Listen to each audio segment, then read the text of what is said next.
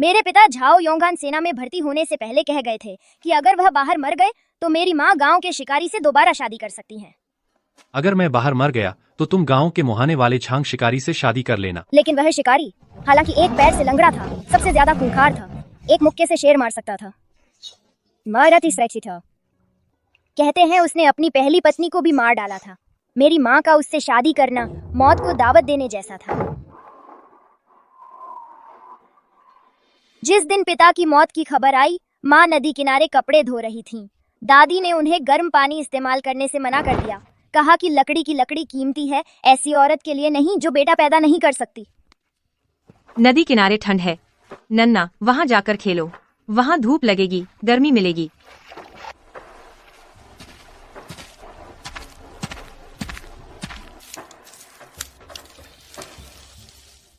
ज्यादा से ज्यादा सूखी टहनियां इकट्ठा करके ले जाऊंगी। शायद दादी माँ को थोड़ी देर और आग तापने दे। लेकिन जो कुछ भी लाई वह सब चाचा के अंगीठी में जल गया। इतनी सी लकड़ी लाई हो, अब तक की देरी कर दी। पता नहीं तुम्हारे चाचा को ठंड लगती है। दादी, क्या 2 लकड़ियां रख सकती हैं? माँ अभी कपड़े धोकर आई हैं, हाथ जम गए हैं। मैं पहले ही साफ कह देती हूँ, ये दोनों टोकरियां लकड़ी तुम्हारे चाचा के लिए हैं। अगर तुम दोनों ने एक भी टहनी चुराकर इस्तेमाल की तो देख लेना, तुम्हारी खाल नहीं उधेड़ दूंगी। बंद करके 3 दिन तक गालियां देती रहूंगी।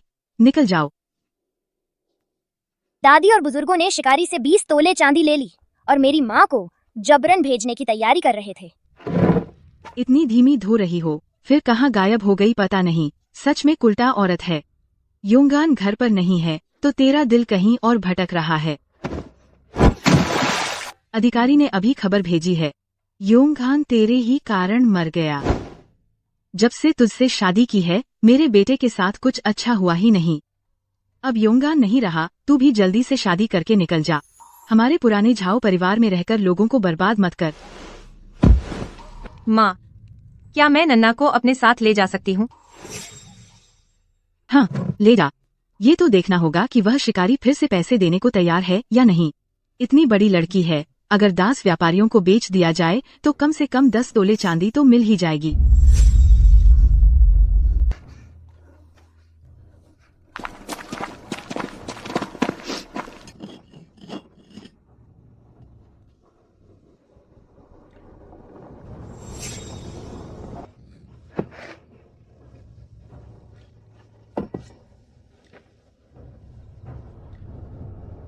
तुम लोगों ने जबरदस्ती यह औरत मुझे थमा दी। 20 तोले चांदी लेना भी बहुत ज्यादा है। बाकी की बातें मत सोचो। मेरे योंगान ने तुम्हारी जान बचाई थी, अब वह नहीं रहा तो यह औरत तुम्हें सौंप रही हूँ। तुम्हें शुक्रगुजार होना चाहिए। यह औरत तो पहले से ही तुम्हारी तरफ है और यह मुर्दा लड़की भी तुम्हें बेटी बनाने के लिए ला रही है। तुम भी बड़े भाग्यशाली हो, एक साथ बीवी और बेटी मिल गई। मैं ज्यादा नहीं मांगती, बस 10 तोले चांदी और दे दो।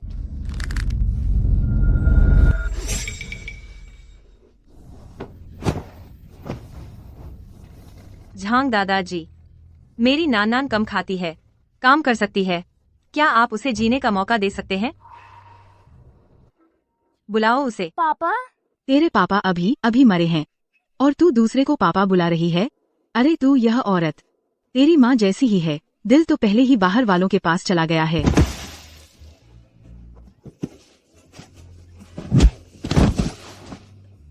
बस करो। तुम क्या करना चाहते हो?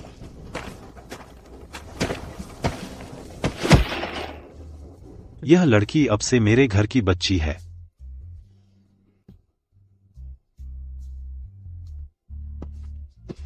पहले ही ऐसा कर लेते तो अच्छा होता।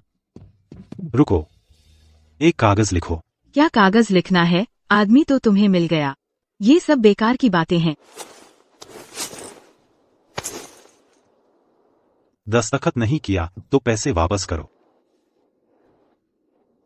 अच्छा ठीक है, मैं दस्तखत करती हूँ।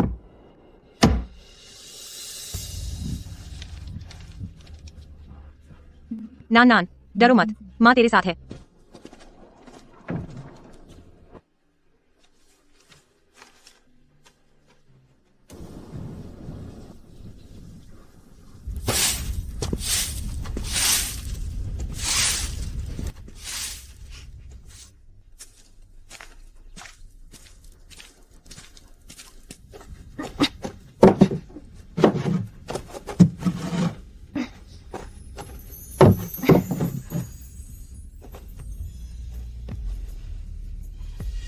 नान डरो मत। माँ मुझे डर नहीं लग रहा। जाओ, घर का लकड़ी का कमरा इससे कहीं ज्यादा गंदा था। अंदर जा, यहाँ आंखों के सामने मत घूम। मेरे बेटा पैदा करने में रुकावट डाल रही हो।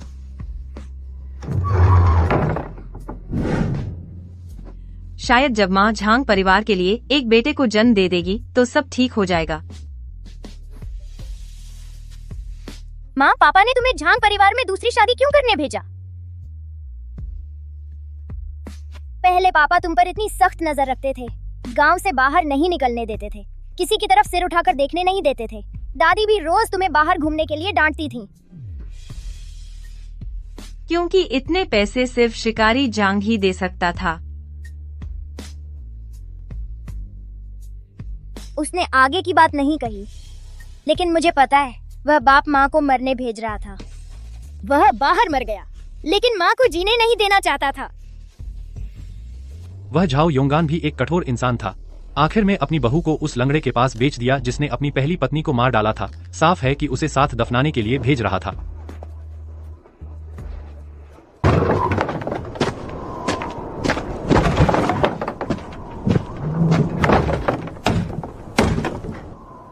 वह मालिक।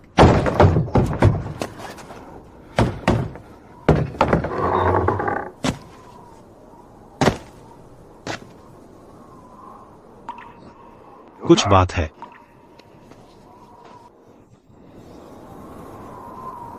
मैं पूछना चाहती हूँ, रात का खाना बनाने का वक्त हो गया है। तुम रात के खाने का अनाज निकालो ताकि मैं खाना बना सकूं। तुम पूरे दिन थक गए हो, अब खाना भी खा लेना चाहिए। वह चाबी।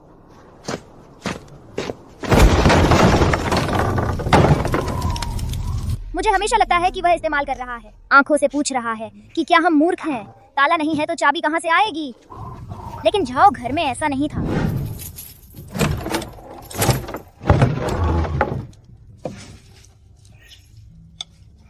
दो औरतें, क्या भूखे भूत का अवतार हो? एक दाना चावल ज्यादा उठाने की हिम्मत करो, देखना मैं तुम्हारी खाल नहीं उधेड़ दूं। सिर्फ खाना ही जानती हो, एक काम भी नहीं कर सकती।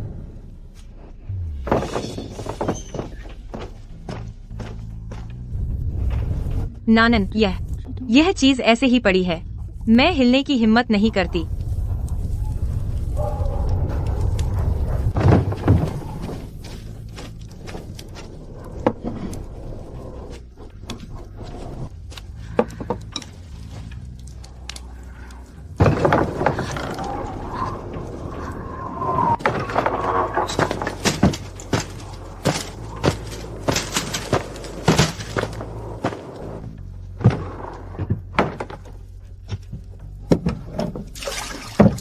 खड़े क्यों हो? सब बैठो।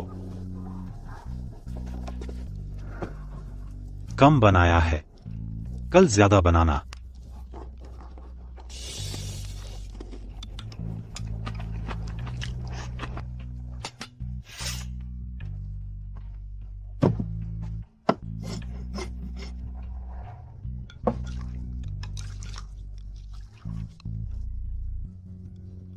मैं जल्दी खा लेती हूँ, वह नहीं देखता। जैसे ही मैं रुकना चाहती हूँ वह भौहें चढ़ा लेता है। यह मुझे कम खाने की शिकायत है।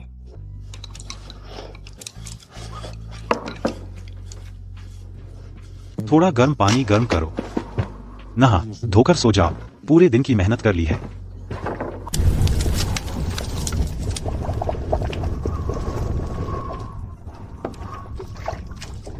आखिरकार पहला दिन है, अच्छी तरह साफ करो ताकि उसे इतनी नफरत न हो।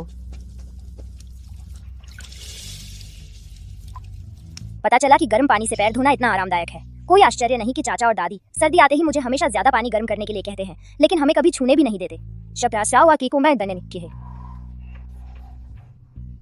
नानन ने कान ढक लिए। बाद में चाहे कुछ भी सुनो, बाहर मत आना, बहरा बन जाना, समझी? हाँ, मुझे पता है। पहले बाप ने माँ को बहुत सताया। मैं रोते हुए आई और उससे माँ को छोड़ने की विनती की। उसने मुझे जोर से एक लात मारी। लात मारने से मुझे आधे साल तक दर्द रहा। इस बार मैं फिर से नहीं चिल्लाऊंगी।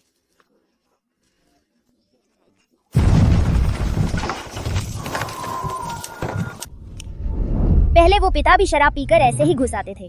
वो मुझे बोझ कहकर गालियां देते थे। कहते थे मैंने ही उनका बेटा नहीं होने दिया और जुए में हार का कारण बनी। उस बार तो उन्होंने मुझे लगभग मार ही डाला था। माँ ने लकड़ी का कुल्हाड़ा उठाकर जान जोखिम में डालकर मुझे बचाया था।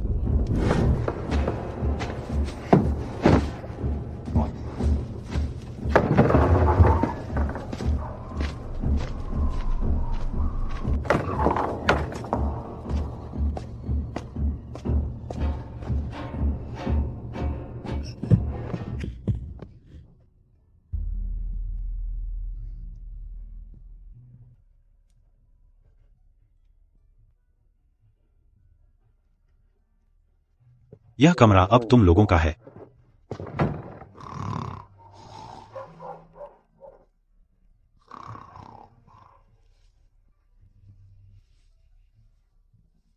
माँ, इस रजाई को छूकर देखो, कितनी मुलायम है। उसने हमारे लिए इतना सब कुछ रख छोड़ा है, सर्दियों के गर्म कपड़े तक। तुमने कल उसे पापा कहा था। आगे से भी ऐसे ही पुकारना, ठीक है? वह हमारी रक्षा करता है, तो हमें शांति की जिंदगी मिलेगी। हाँ, वह उस पिता से कहीं ज्यादा अच्छा है। मैं उसे पापा कहना चाहती हूँ। माँ, कितनी गर्मी है, बिल्कुल भी ठंड नहीं लग रही। पेट के अंदर भी गर्माहट है। अब कभी ठंड नहीं लगेगी। हम माँ बेटी को अब कभी ठंड नहीं सहनी पड़ेगी। माँ, चावल का बर्तन हमेशा खुला रहता है, क्या वह सच में नाराज नहीं होता? पहले झाओ घराने में चावल का बर्तन ताला लगाकर रखते थे। कल मैंने आधा चम्मच ज्यादा चावल डाल दिए थे। उसने कुछ नहीं कहा, आधी बात भी नहीं की।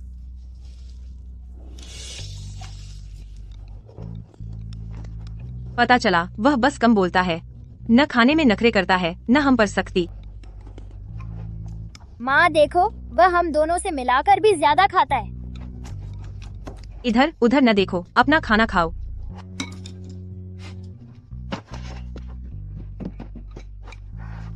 रास्ते में सावधान रहना, पहाड़ों में ठंड है, जल्दी लौट आना।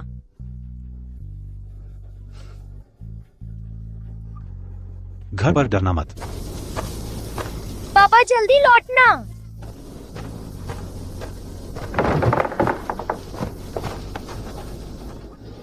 सफर सलामत रहे। बच्ची के शरीर को पोषण दो।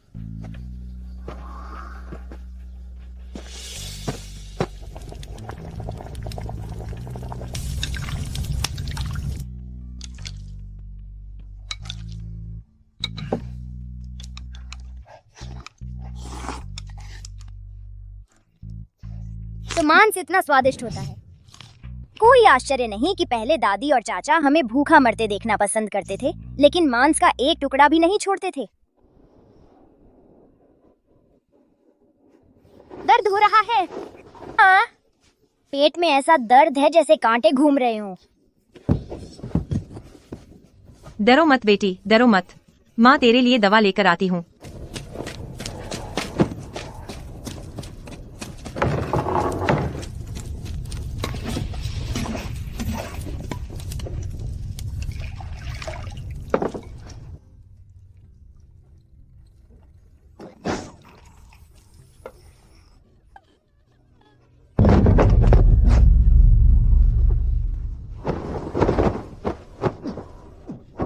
मेरे पीछे आओ।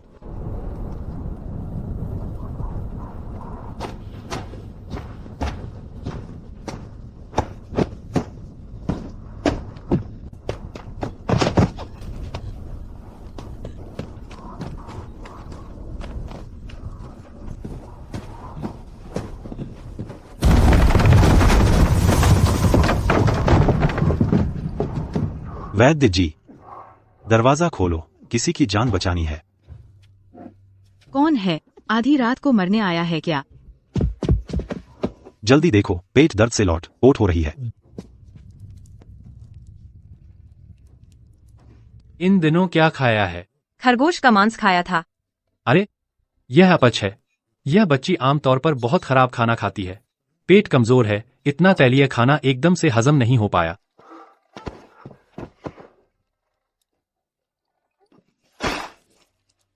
अरे, इस गंध को सूंघो। यही अच्छा खाना न खाने की नियति है। इस तरह की समृद्धि और सौभाग्य का आनंद नहीं ले सकता। सचमुच भूख से मरा भूत पुनर्जन्म लेता है। मांस खाकर बीमार हो गया, बहुत शर्मनाक। बिल्कुल दादी के कहे अनुसार मेरे तरह के लोग बिना उपलब्धि के भूख से मरे भूत का पुनर्जन्म है। मांस नहीं खाया है? यह चौथा समय है, पहले केवल 1-2 टुकड़े खाए हैं, बाकी सब चाचा और दादी के थे। बाद में अधिक खाओगे तो ठीक हो जाएगा।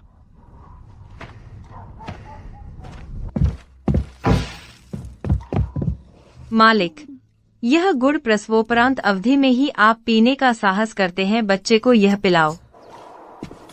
उसे पुष्ट करो।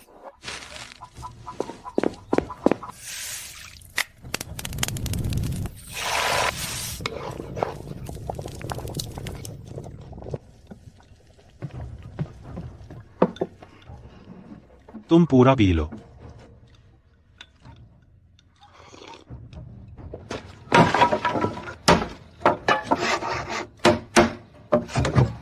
जांग, तुम हल्के से, मेरी यह बूढ़ी हड्डियां तुम्हारे हाथों से छितर जाएंगी। तुम एक बार फिर देखो। पूरी तरह ठीक है, सचमुच कुछ नहीं है। पाचन तंत्र सामान्य हो गया है, बिल्कुल कुछ नहीं है।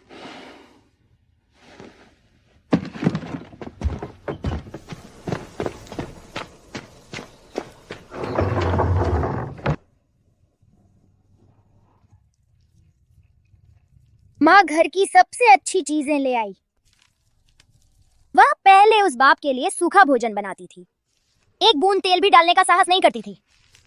डरती थी दादी डांटेगी। पहाड़ पर ठंड है, आप ले जाएं।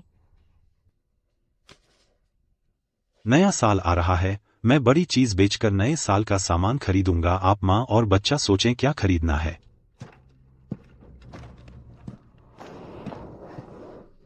बाप आप जल्दी वापस आएं। आप वापस जाएं। बाहर ठंड है। पहले दिन माँ आंगन 3 बार साफ करती थी। तीसरे दिन माँ रसोई में 2 रोटियां सेंकती थी। 5वें दिन आया, बड़ी बर्फ पहाड़ बंद कर दी। रात काली स्याही जैसी थी। रसोई में बची रोटियां हैं, तुम भूख लगे तो स्वयं गर्म करके खाओ।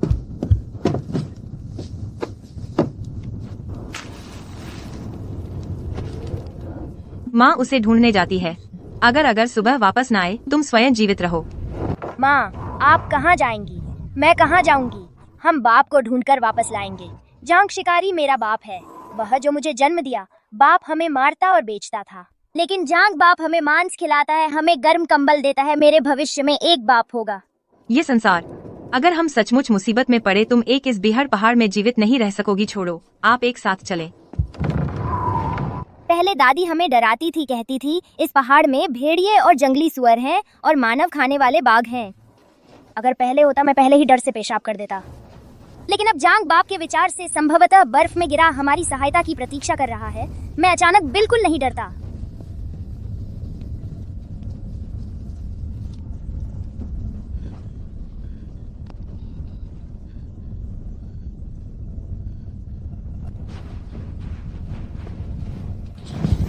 माँ, माँ,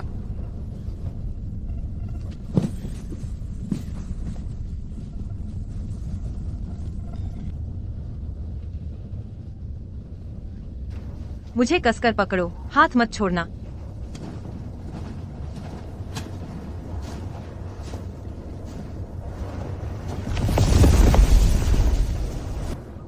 अगर सच में इस खतरनाक जगह पर मरना ही है तो कम से कम मैं माँ के साथ मर रही हूँ। मुझे डर नहीं है। ये क्या चीज हुआ है?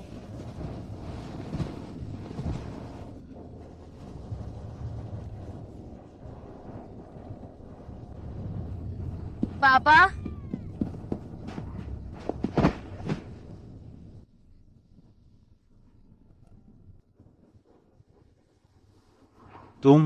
तुम दोनों यहाँ कैसे आ गईं?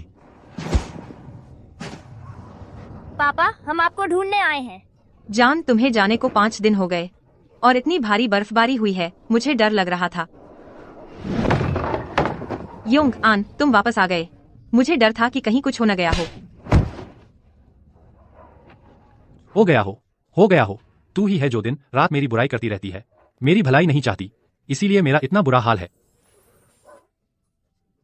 वो शैतान झाओ योंग आन कभी अच्छे पिता नहीं थे और न ही अच्छे इंसान थे। माँ आगे से उनसे कभी चिंता या प्यार की एक भी नरम बात नहीं कहेंगी। देखो ना, मैं ठीक ठाक हूं ना। ये जानवर बहुत बड़ा था, बहुत देर तक संघर्ष हुआ, इसलिए देर हो गई।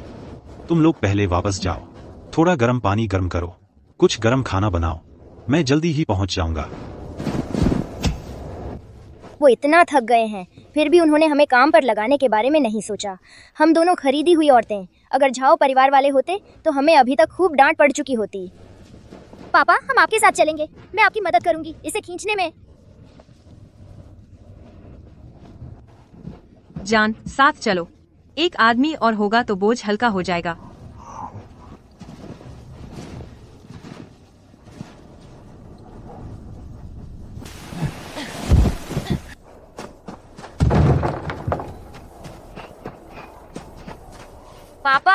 पापा बहुत बहादुर हैं, शेर को भी मार सकते हैं। पूरे गांव में पापा से बढ़कर कोई नहीं है।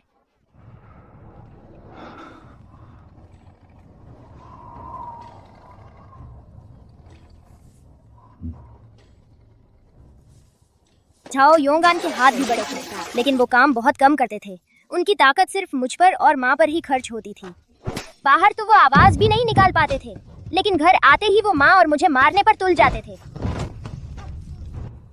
इस गांव में बहुत से मर्दों के थप्पड़ अपनी बीवियों और बच्चों पर ही पड़ते हैं।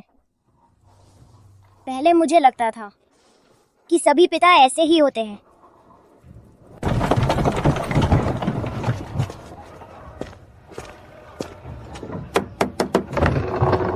लाओ झांग आ गए आखिरकार। अच्छा शिकार मिला है क्या? हा हा हा हा, बकवास बंद करो। गाड़ी पर लदा माल देखो, पक्का तुम्हारे मालिक को पसंद आएगा।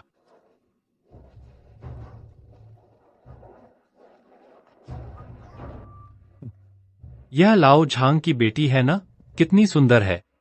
लो, चाचा की तरफ से मिलने का तोहफा।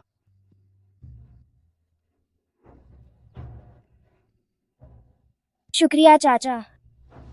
रेशम का स्पर्श ठंडा और मुलायम था, लेकिन वह मेरी जिंदगी का पहला तोहफा था। पापा यह आपके लिए है, आप इसे खर्च कर लो। बढ़िया, हाँ हाँ, बहुत बढ़िया। लाओ झांग, इस बार तो तुमने सच में खजाना पा लिया। इतनी प्यारी बेटी, तुम तो अब बहुत भाग्यशाली इंसान हो गए हो। वो तुम्हारे पापा के घर के खर्चे के लिए और यह तुम्हारी मिठाई के लिए। खुद रख लो, किसी को मत देना। सारा सामान क्वालिटी का है, मालिक ने अच्छा इनाम दिया है। चलो लाओ झांग भाई के साथ 2 पैग लगाते हैं। हम दोनों को काफी दिन हो गए मिले। नहीं, घर में अभी कुछ भी नहीं है। मुझे जल्दी से इन्हें ले जाकर नए साल का सामान खरीदना है। देर हो गई तो शहर के दरवाजे बंद हो जाएंगे। ठीक है, समझ गया। अब तो तुम्हारा अपना परिवार है, तो अगली बार शहर आओ तो मना मत करना। हम दोनों जमकर पियेंगे। हा हा हा, कैंची तेज करवाओ। विंग टैंग हो लू। मालिक 3 कटोरी वॉन्टन लाओ। महोदय, आपका वॉन्टन। मालिक यह तो बहुत महंगा है, तुम और बच्चा खा लो, मैं घर जाकर थोड़ा दलिया पी लूंगी। पैसे तो दे दिए हैं, नहीं खाओगे तो बर्बाद हो जाएगा। जल्दी खा लो, गर्म गर्म, ठंडा हो गया तो बदबू आएगी।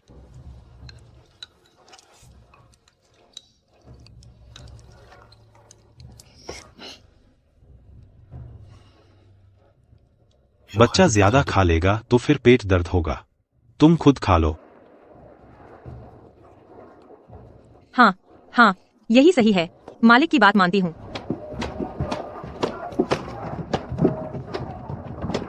सुअर का मांस 10 किलो, चावल और आटा 2 बोरे, तेल, नमक, सिचुआन मिर्च, स्टार एनिस, ये सब मसाले पूरे हो गए।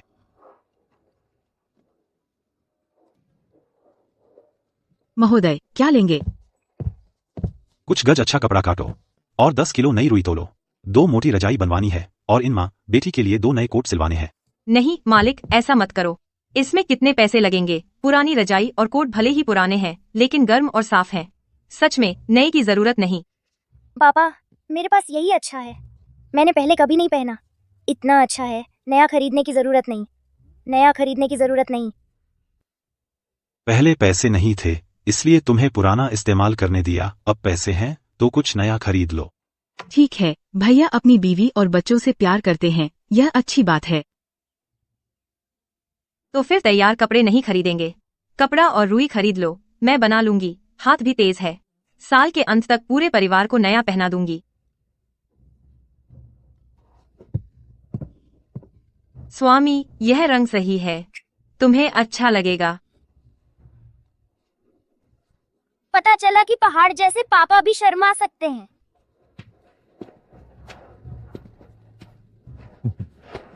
अरे बैठ जाओ मजबूती से, तुम्हें खूब दिखाऊंगा। हाँ हाँ माँ, मैं बहुत दूर तक देख सकती हूँ। कितना ऊंचा है? अरे स्वामी, धीरे करो, पैर दर्द न हो, थक मत जाना। भैया, तुम्हारी बीवी और बेटी दोनों सुंदर हैं। यह लाल फूल पहनो, जरूर अच्छा लगेगा। यह शहर से आया हुआ अच्छा सामान है। मैं पहले जाओ घर में नया साल मनाती थी, सिर्फ दूसरे चाचा को मिठाई खाते देखती थी। मैं इतनी बड़ी हुई, पहली बार पता चला नया साल असल में इस मीठे स्वाद का होता है।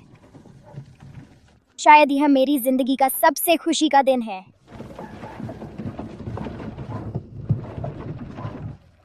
माँ देखो, वह भी जानती है कि सर्दी में कपड़े धोने के लिए गर्म पानी चाहिए। माँ, पहले वह हमेशा कहती थी कि लकड़ी महंगी है, हमें बर्फ के पानी से धोने के लिए मजबूर करती थी। थोड़ा भी धीमा हुआ तो मारती और गाली देती थी। दादी रोज हमें आलसी कहती थी, लेकिन दूसरे चाचा ने तुम्हें बेचकर 30 तोले चांदी ले ली और आराम से रहते हैं। वही पूरे गांव का सबसे आलसी बुरा आदमी है।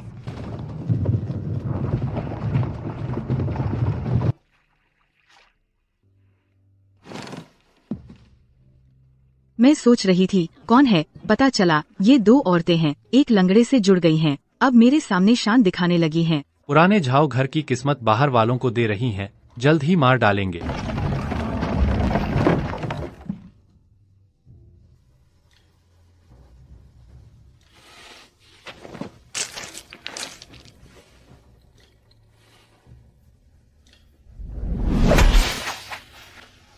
अरे बाप रे, इसके बिना वंश के हाथ खुजला रहे हैं। तुम क्या कह रहे हो?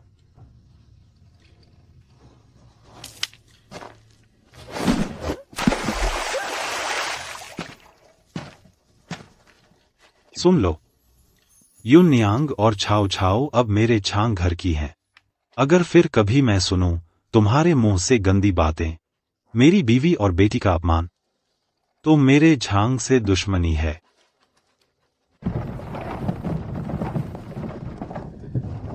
स्वामी, माँ, पहले कभी किसी ने हमारी मदद नहीं की। झाओ योंगान सिर्फ हमें उनके लिए गुलाम बनाने पर मजबूर करते थे। अब सच में अलग है।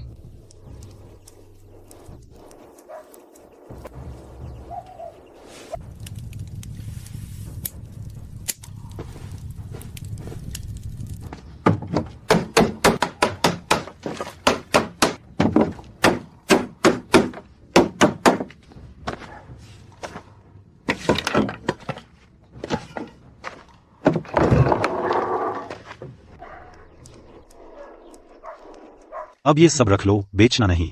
ज्यादा मांस खाओ, जब शरीर मजबूत हो जाएगा फिर खाओगे तो पेट नहीं दुखेगा। पापा, मैं तुम्हारे साथ पहाड़ पर लकड़ी लेने चलूं? मैं काम कर सकती हूँ। नहीं जाना, बच्चे हो, बस खेलो कूदो। तेरे पापा ने कहा है तू जाकर खेल। जा, हमारी बेटी ने बचपन से ठीक से खेला ही नहीं, बाजार घूमा। ये जनरल सच में पापा जैसा लगता है। मुझसे खाया नहीं जाता, जैसे इस अच्छे दिन को बर्बाद करना नहीं चाहती। देखो, यह जाओ परिवार वाली बच्ची नहीं है। कैसा जाओ परिवार? अब उसका नाम झांग है। मेरा नाम झांग ही है। मेरे पापा मुझसे बहुत प्यार करते हैं।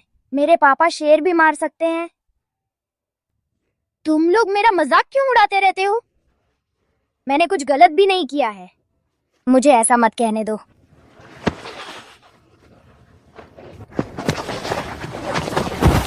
बिल्कुल नहीं। माँ और मुझे दादी ने निकाल दिया था। मेरी माँ बुरी औरत नहीं है। मैं बुरी बच्ची नहीं हूँ।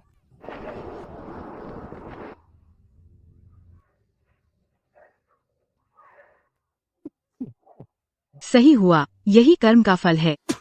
उस वक्त ही काम आसान कर लेना चाहिए था। इन दोनों कभी पलने वालों को, कृतघ्नों को सीधे कोठे पर बेच देना चाहिए था। साफ सुथरा काम हो जाता।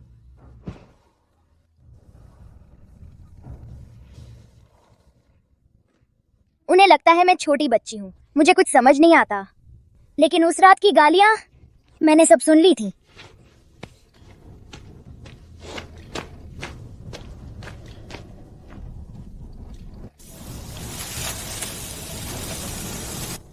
मैंने मिठाई वाली गुड़िया और फीते वाला बैंड दोनों खो दिए।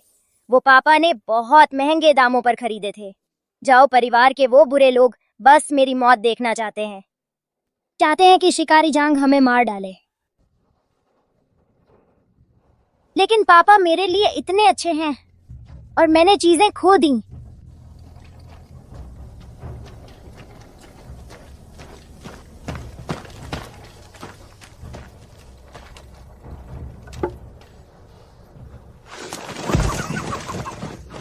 किसने मारा? माफ कर दो पापा, माफ कर दो। मैंने मिठाई वाली गुड़िया खो दी, फीते वाला बैंड भी गुम हो गया। डरो मत बेटी, मैं तुझे नहीं डांटूंगा। बता पापा को, आखिर किसने हाथ उठाया?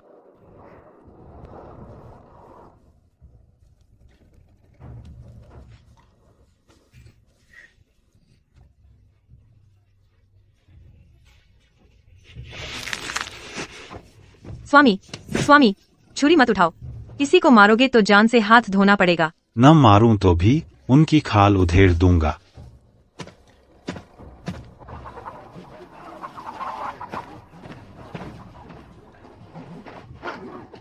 बेटा बिगड़े तो बाप का दोष।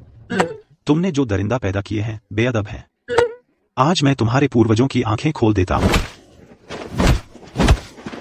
मैं बच्चों को नहीं मारता, मैं सीधे तुम लोगों की पिटाई करता हूं। अगली बार फिर ऐसा हुआ तो मैं तुम्हारी टांगे तोड़ दूंगा।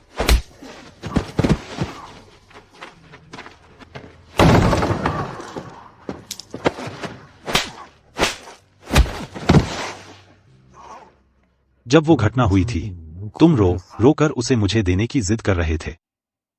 चांदी ले ली, करारनामा भी साइन कर लिया। आगे से अगर मैंने फिर सुना कि तुम मेरी बीवी बेटी के बारे में पीठ पीछे बकवास कर रहे हो तो अपने दूसरे बेटे को समझा देना। रात में अकेले मत घूमना। अगर किसी ने कभी आधा भी विरोध नहीं किया है तो पीठ पीछे फालतू की बातें मत करो। पूरे गांव में किसके मन में डर नहीं बैठा है? सीधे मेरे सामने आकर बोलो। बिल्कुल सही। देखो तो युन नियांग और झाओ दल की चमकती त्वचा, तुम्हारे साथ रहकर तो वे सुख समृद्धि में डूब गए हैं। तुम्हारा नाम किसने रखा? झाओदी क्या नाम है? यह दादी ने रखा है। पूरे गांव में झाओदी बाउदी पांदी जैसे नाम भरे पड़े हैं। ऐसा लगता है उनका जन्म सिर्फ इसलिए हुआ है कि उस अभी तक न आए भाई के लिए रास्ता बनाए। अब से वह नाम मत बुलाना, बस झाओ झाओ कहो। Zhao Zhao? झाओ झाओ, जैसे सूरज और चांद।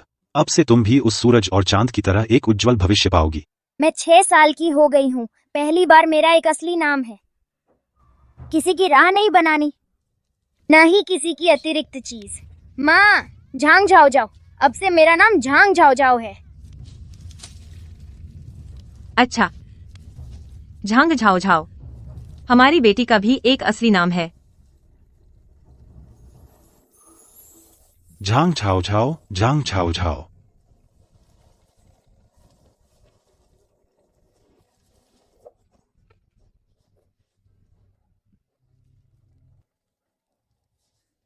झाओ झाओ, अब तुम बड़ी हो गई हो। कल से तुम अलग रजाई में सोना, ठीक है? ठीक है माँ, तुम और पिताजी जल्दी एक भाई या बहन पैदा करो, मैं उनके साथ खेलूंगी। पहले झाओ परिवार में मुझे भाई पैदा होने का बहुत डर था कि भाई आने पर मेरी जिंदगी और मुश्किल हो जाएगी। पर अब मैं एक ऐसा भाई या बहन चाहती हूँ जो बिल्कुल पिताजी जैसा हो। वह बहुत अच्छा होगा। झाओ झाओ, कल पिताजी ने गांव में उन बुरे लोगों को पीटा, कितना मजबूत था। बहुत मजबूत, बेहद मजबूत। याद रखना, अगर खुद को बचाना है तो पूरी जिंदगी पिता पर निर्भर नहीं रह सकते, खुद पर निर्भर रहना होगा। झाओ झाओ, क्या तुम भी पिताजी जितनी मजबूत बनना चाहती हो? ठीक है, मैं भी पहाड़ पर जाकर शेर मारूंगी और बहुत सारा पैसा कमाकर माँ पिताजी को दूंगी और भाई बहनों की रक्षा करूंगी। अच्छा, तो पहले 50 चक्कर लगाओ, बिना पूरा किए खाना नहीं मिलेगा।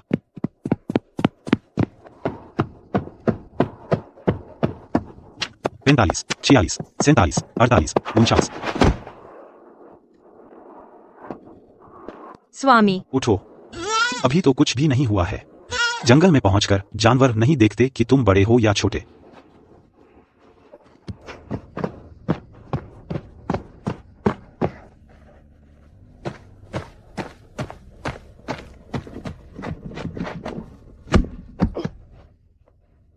उठाओ, 100 बार उठाओ। पहले मैं झाओ परिवार में थी। वहां रोज खत्म न होने वाले गंदे काम ही करने होते थे और मारपीट और गालियां भी सहनी पड़ती थी। लेकिन यहाँ पापा मुझे दुश्मन से लड़ने के गुर सिखा रहे हैं, तो ये मेहनत मीठी लगती है।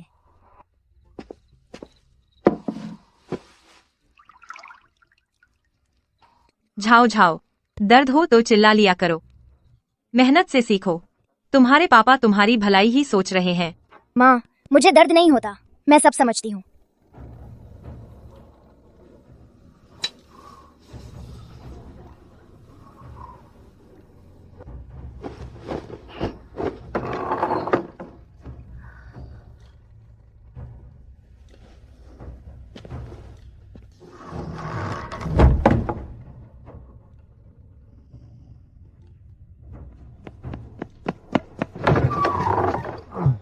पापा, मैंने 30 चक्कर पूरे कर लिए हैं। तुम अभी तक उठे कैसे? हाँ,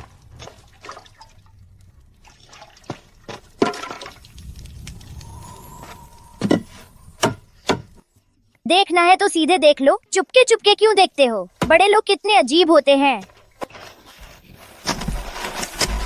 इस पैर के निशान को देखो, अभी अभी जंगली सुअर गुजरा है। झाओ झाओ, इसकी गंध याद रखना। जल्दी मत करो, तुम अभी छोटी हो। पहले गर्दन के पीछे वाला वार पक्का कर लो, मुसीबत के वक्त काम आएगा।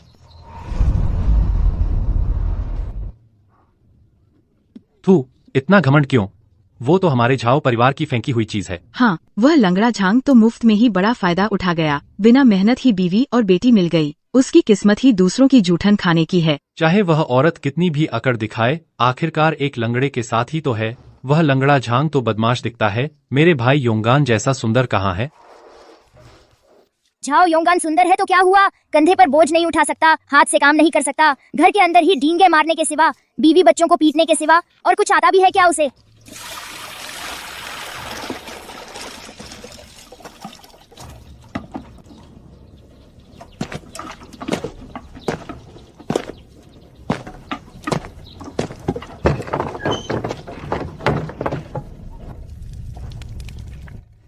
झाओ झाओ, तुम अभी अपने पापा के पैर को क्यों घूर रही थी?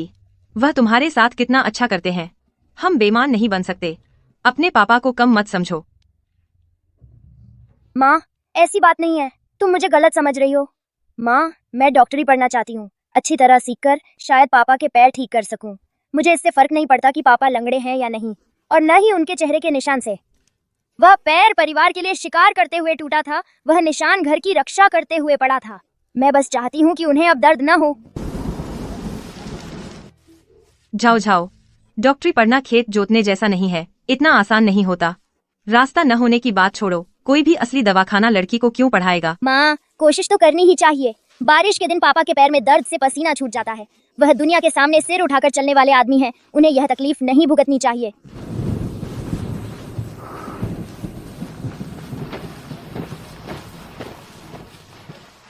भाई कही, यह बच्ची डॉक्टरी पढ़ना चाहती है। मैं जानता हूँ यह मुश्किल है, लेकिन इस बच्ची में जिद है।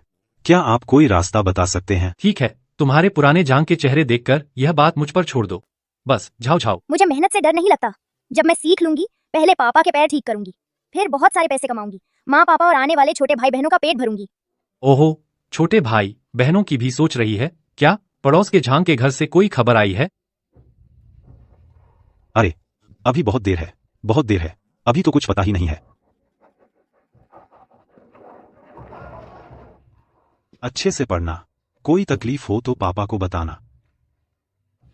और इस तरह मैं शहर में दवाई सीखने आ गई। 15 दिन में एक बार ही घर जा पाती थी, उस घर जहां माँ पापा थे। ये डांगवाई और डूहुओं में फर्क ही नहीं पहचान पाते? चाय परोसते हुए भी आधी गिरा देते हो। सब लाइन में खड़े हो जाओ। तुम्हें डर नहीं लगता? नहीं गुरुजी, जो अनुशासन सिखाते हैं वो झाओ झाओ को सहना चाहिए। गुरुजी मारते वक्त हिसाब रखते हैं, सिर्फ मांसल जगह पर मारते हैं, जोर भी ठीक रहता है, बस पहली चोट लगने पर दर्द होता है। ये दर्द तो झाओ परिवार के मुकाबले बिल्कुल कुछ नहीं है। यहाँ तो हमें हुनर सीखने के लिए रखा गया है। काम करने में सिर्फ ताकत नहीं लगानी चाहिए, दवाइयों के गुण याद रखना ही असली हुनर है। खाना खा लो, फिर बैंक आओ ग्रंथ याद करना। अंदर आ जाओ। गुरुजी भले ही सख्त हैं, लेकिन हमारा खाना कभी कम नहीं करते, हर बार पेट भर खाना मिलता है। ये नजर पापा की भी ऐसी ही होती थी जब मेरी मार्शल आर्ट में प्रगति धीमी होती थी। वो लोहे को स्टील बनाने की कोशिश कर रहे थे। वो सच में मुझे कुछ सिखाना चाहते थे।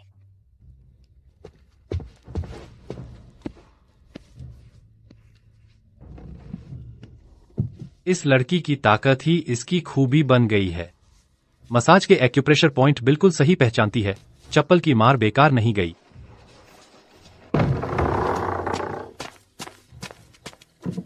अरे बेटा, जाओ जाओ। पापा ठीक हैं। तू मुश्किल से घर आई है, आराम कर। इतनी मेहनत क्यों कर रही है? पापा मैं दवाई सीख रही हूँ, मेरी सुनो।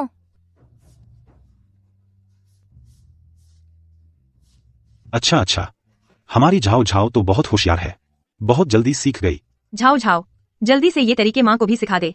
जब तू घर पर नहीं होती तो माँ भी तेरे पापा की मसाज कर दिया करूंगी। वो रोज पहाड़ पर खेत में काम करके बहुत थक जाते हैं। बस ऐसे ही दबाना।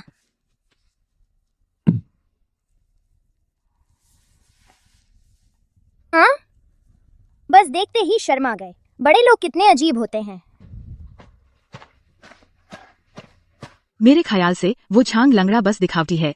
युन यांग पहले झाओ झाओ को जन्म दे सकी थी, इसका मतलब उसका पेट तो ठीक है। अब 3 साल हो गए, कोई खबर नहीं पकता है। झांग लंगड़ा ही नाकाम है। वो तो मुफ्त में एक बड़ी बेटी मिल गई। शायद भगवान को भी लगा कि बस बहुत हो गया, उसे बिना औलाद ही रहने दो। हा हा हा। तुम लोग चुप रहो। मैं ही हूँ जिसने पहले झाओ घराने में बीमारी पकड़ ली और अब बच्चे नहीं पैदा कर सकती। इसमें मेरे पति का क्या कसूर? अगर तुम लोग फिर से झूठ बोलने की हिम्मत करोगे मेरे पति को बद्दुआएं देने की, तो मैं तुम्हारे मुंह फाड़ दूंगी। माँ मैं जानती हूँ ये 3 साल से तुम चुपके से कड़वी दवा पी रही हो, सेहत सुधारने के लिए दिल में सबसे ज्यादा परेशान हो।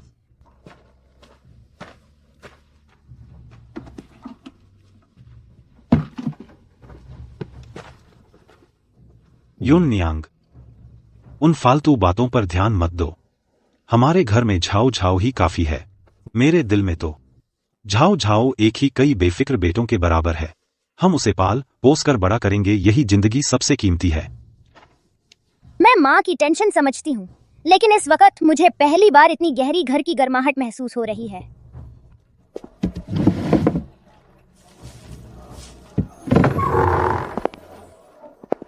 मैडम पैर संभाल कर, इस दवाखाने का दहलीज ऊंचा है, आपकी कीमती काया को चोट न लग जाए।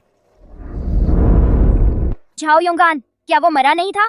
वो यहाँ कैसे इतनी शान से नजर आ रहा है?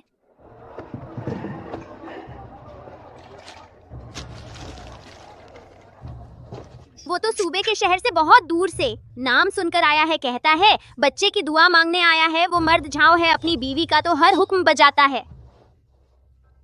तो झाओ घराने की नस्ल ही खत्म हो गई। ये माई बाप जैसी खिदमत करने वाला चेहरा। जब मेरी माँ मुझे गर्भ में लेकर, मुझे जन्म देकर और जच्चा होकर पेट रही थी, वो झाओ योंगान कहाँ था?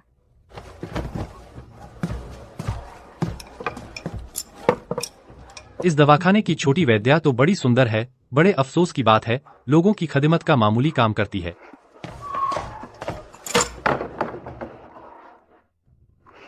दवा पकाते पकाते भी ध्यान भटक गया। मेरे ख्याल से तुम दिन ब दिन पीछे जा रही हो। छांग झाओ झाओ, तुम सीख कर कुछ बनना भी चाहती हो या नहीं? गुरुजी मैं समझ नहीं पा रही। अगर कोई युद्ध के मैदान में मर जाए लेकिन 3 साल बाद जिंदा जान वापस आ जाए तो क्या होगा? वो तो देशद्रोही है। दयान का कानून सख्त है, पकड़े गए तो सिर कलम कर दिया जाएगा। गुरुजी झाओ झाओ कुछ दिन की छुट्टी चाहती है माँ बाप से मिलने जाने के लिए। कल मैंने दवाखाने में झाओ योंगान को देखा था। झाओ घराने की जिंदगी मौत का हमसे कोई लेना देना नहीं। जाओ झाओ, इसे छोड़ो। हमारा घर अब अच्छा चल रहा है, उस गंदगी से दूर ही रहना चाहते हैं। हाँ, युन यांग ने ठीक कहा, उससे कोई वास्ता नहीं। झाओ झाओ, हम उसकी फिक्र नहीं करेंगे। मैं समझ गई, पर मेरे मन में हमेशा एक अजीब सी बेचैनी रहती है।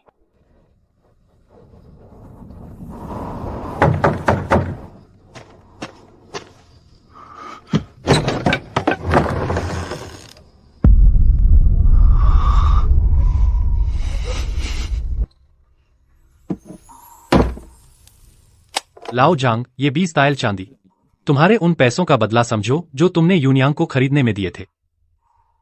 मेरी कोई और शर्त नहीं है, बस तुम यूनियांग को मेरे साथ एक बेटा पैदा करने दो। उसे कुछ साल उसी कमरे में रख लेना बस। झांग लंगड़े, तू मुझे ऐसे मत देख, सब जानते हैं तेरी ये हालत ठीक नहीं है, तू जिंदगी भर औलाद पैदा नहीं कर सकता। जब यूनियांग मेरा बेटा जनेगी, तू बाहर वालों से कह देना कि तेरा ही है, तुझे भी वारिस मिल जाएगा, ताकि गांव की उन जुबान चलाने वालियों को तेरी पीठ पीछे बुराई करने का मौका न मिले।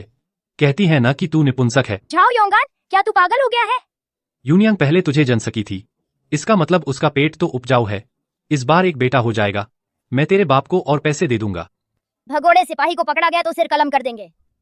उस औरत के घर में कोई मर्द नहीं बचा, कोई वंशज नहीं है, इसलिए उन्होंने मुझे घर जमाई बना लिया। कुछ साल बाद जब वह औरत दम तोड़ देगी तो उसकी सारी दौलत मेरी और मेरे बेटे की हो जाएगी। यूनियांग के मामले में तुझे कोई नुकसान नहीं होगा। जब मेरा बेटा मालिक बन जाएगा, मैं उसे कहूंगा वह तुझे भी थोड़ा सत्कार करे। उसकी मुट्ठी से जो कुछ झर जाएगा वो तुम दोनों गंवारों के लिए जिंदगी भर काफी होगा।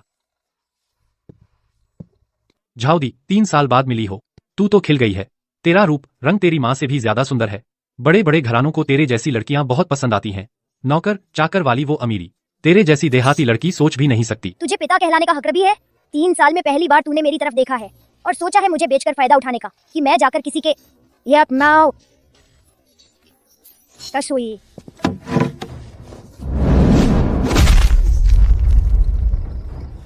मैं तुझे मार डालूंगा, नीच कमीने।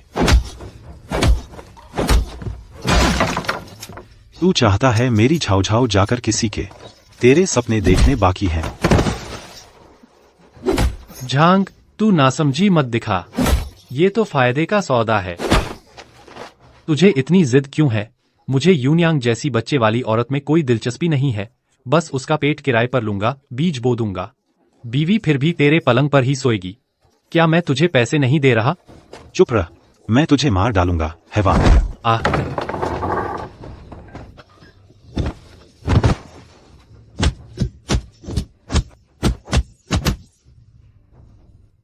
झाओ योंगान, तू बेशर्म कमीना है। अच्छी तरह देख ले, तू मुझ पर बुरी नजर मत डालना, और मेरी बेटी पर तो बिल्कुल नहीं। माँ, ये दूसरी बार है जब तूने इस कमीने से मेरी रक्षा के लिए लड़ाई लड़ी। पहली बार तूने मेरी जान बचाई थी और इस बार तूने मेरी पूरी जिंदगी बचा ली। हिलकर देख तो।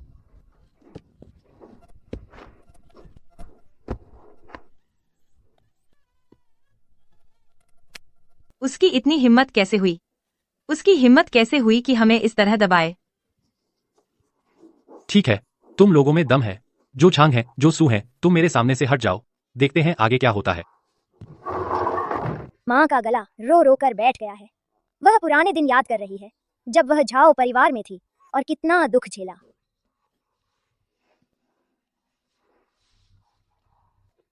झाऊ झाऊ, याद रखना, हम गरीब हों, मेहनत करें, कोई बात नहीं, लेकिन किसी की उपपत्नी कभी मत बनना।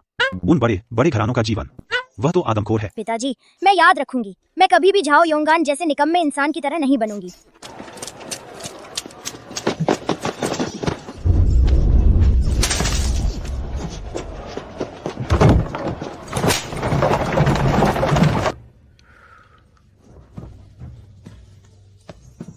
मैडम, उस साधु ने खुद कहा था, इसे कहते हैं पहले फूल खिलना फिर फल लगना। इस अपनी ही बेटी को वापस लाकर पालो तो बेटे का सौभाग्य अपने आप खिंचा चला आएगा। वान्युए, तुम रोज रोज इस बच्ची की परवाह मत करना, बस जूठन में कुछ देकर जिंदा रख लेना। जब हमारा अपना बेटा हो जाएगा तो मैं इसे फौरन बाहर फेंक दूंगा।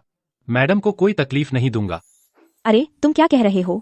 आखिर यह तुम्हारी अपनी संतान है, इसे ऐसे कैसे फेंक सकते हो? जब बेटा हो जाएगा तो इसे कहीं शादी कर देना, कुछ रुपए मिल जाएं तो भी अच्छा है।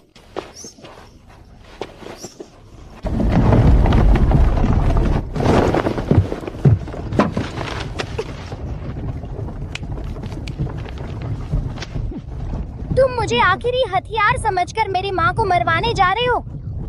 तुम्हें लगता है मैं तुझ जैसे बच्चे को पालना चाहता हूँ? अगर तू मेरे कब्जे में न होती तो तेरी माँ मानती? तू यह याद रख, जब बेटा हो जाएगा तो तेरी कोई जरूरत नहीं रहेगी।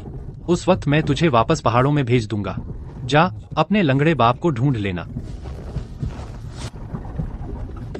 जाओ योंगान, तू बहुत बड़ा बदमाश है, तू बहुत बड़ा बदमाश है। अरे निकम्मी लड़की, तू शांत रह। तेरी आदत तेरी माँ जैसी ही है, जरा भी अक्ल नहीं है। तुमने मुझे पकड़ने में इतनी मेहनत की सिर्फ इसलिए ना कि तुम्हें बेटा चाहिए? हाँ, मुझे बस एक बेटा चाहिए। लेकिन तुझे कैसे पता कि वह मैडम वानी में बच्चे नहीं पैदा कर सकती? शायद तुम्हारी अपनी किस्मत ही खराब है, तुम्हें संतान का सौभाग्य ही नहीं मिला। बकवास, मैं पहले तुझे पैदा कर सका तो मेरे बीच में कोई समस्या नहीं है। उस दिन दवाखाने में वैद्य जी ने तुम्हारी नब्ज देखी थी। तुमने उस वक्त नाटक किया था, मैंने साफ साफ देख लिया था। वैद्य जी ने कहा था पहले हो सका, इसका मतलब अब भी होगा। यह जरूरी नहीं, कुछ आता नहीं और जिद पकड़े बैठे हो। सचमुच दयनीय और हास्यास्पद हो। वैद्य जी ने कहा था तुम जैसे लोगों को एक दिन सजा मिलेगी।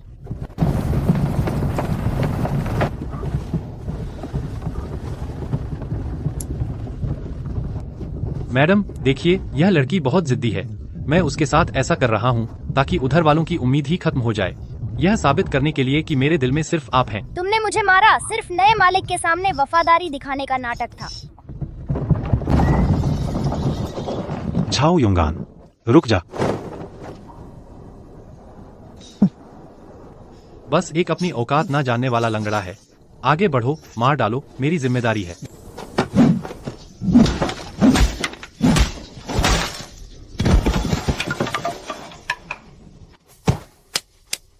महान व्यक्ति, माफ कर दो लाओ झांग। आखिर हम रिश्तेदार तो हैं ना, मुझे माफ कर दो। यह लात झाओ झाओ की तरफ से है। तुम यह गंवार दरिंदा, तुम जानते हो मैं कौन हूँ? मेरा परिवार अधिकारी और जमींदार है। मैं तुम्हें कभी नहीं छोड़ूंगी। तुमने राज्य के फरार सैनिक को छुपाया, खुद ही सजा दी। पहले यह सोचो कि कोतवाली तुम्हें छोड़ेगी भी या नहीं, फिर मुझसे छोड़ने ना छोड़ने की बात करना।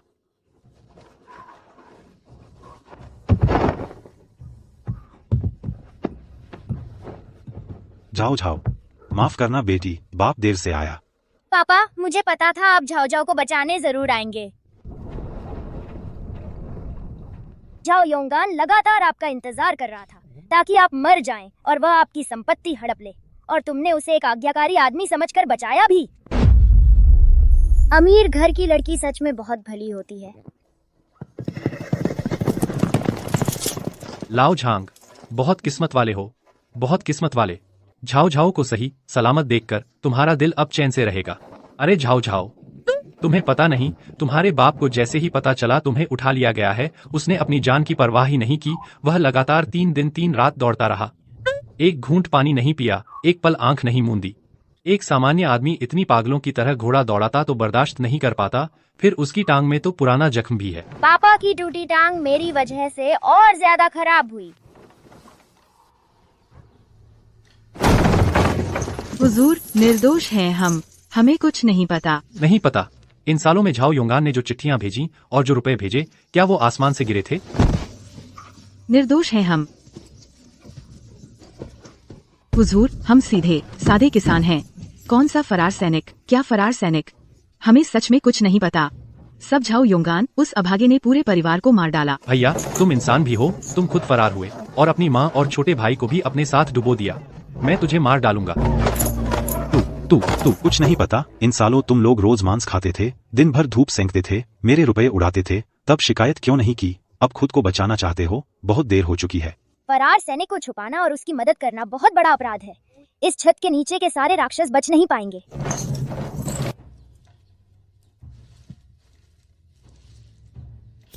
बहुत अच्छा, सुई सटीक जगह पर लगी।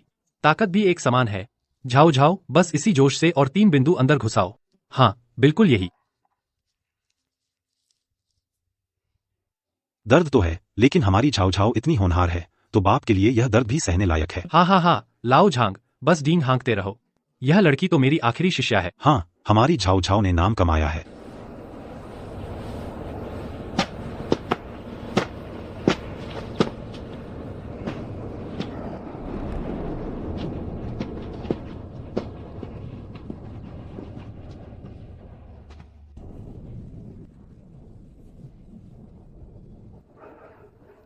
जिस 3 दिन उसने मुझे बंधक बनाया था, हर दिन मुझे मारता और गालियां देता था, लेकिन उसने मेरी आस्तीन में छुपी उस खुशबू को नहीं पहचाना।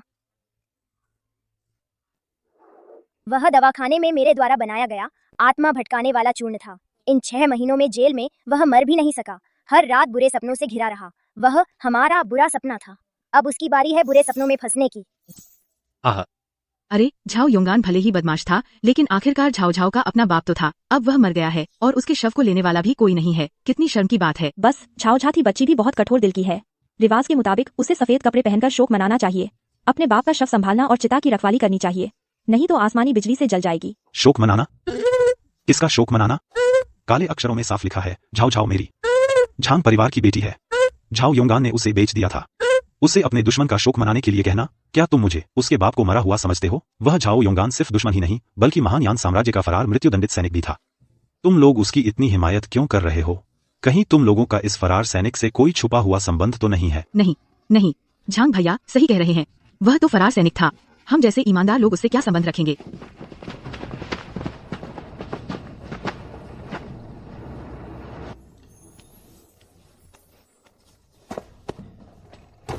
झाओ झाओ की ये टांग अब पहले से काफी ठीक है। बारिश के दिन भी दर्द नहीं होता।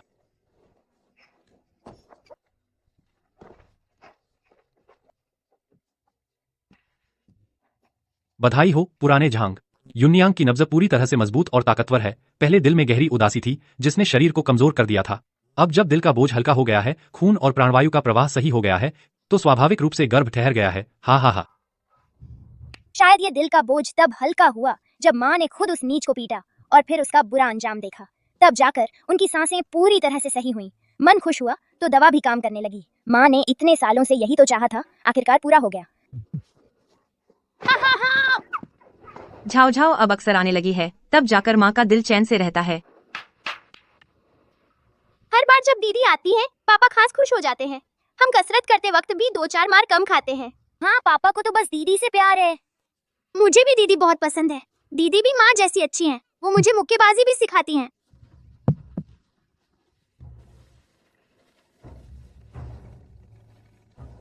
स्वामी, इतने सालों से मैं तुमसे एक बात पूछना चाहती थी। उस वक्त तुम्हारे पास बस इतनी ही जमा पूंजी थी, फिर तुमने इतनी बड़ी रकम 30 तोले चांदी हम माँ बेटी को खरीदने में कैसे लगा दी? तुम्हें याद नहीं, लेकिन मुझे जिंदगी भर याद रहेगा।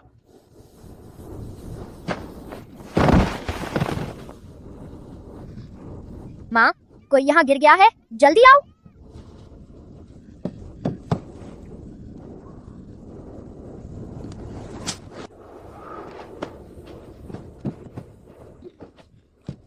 वह एक बहुत ही छोटी सी बात थी। उस वक्त माँ के लिए जिंदगी बहुत मुश्किल थी। किसी की जान बचाई, लेकिन किसी को बताया भी नहीं। घर आकर भूल गई। मैं भी बहुत छोटी थी, मुझे तो बिल्कुल याद नहीं है। लेकिन जब मैंने युन्यांग को देखा, झाओ झाओ को घुटनों के बल बैठे मुझे पापा कहते सुना, तभी मैं समझ गया। ये चांदी सही जगह खर्च हुई। पापा को ये बात सालों याद रही। उन्होंने कभी हमें खरीदी हुई चीज नहीं समझा। उस बर्फ जैसी ठंडी 30 तोले चांदी के पीछे उनकी वो पूरी कमाई थी जो उन्होंने हमें एक घर वापस देने में लगा दी।